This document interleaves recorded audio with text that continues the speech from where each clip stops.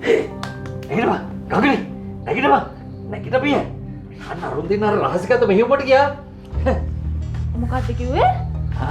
ඔබට ඒක නම් ඇහෙනවනේ මංජිතලා කොහෙද ගියේ?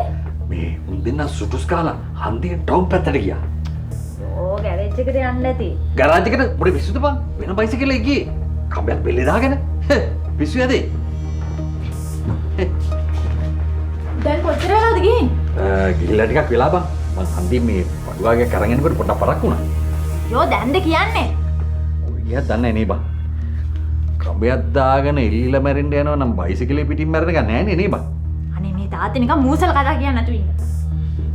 ඉතින් නැත්තම් කොහේ යන්නද? කම්බයක් දාන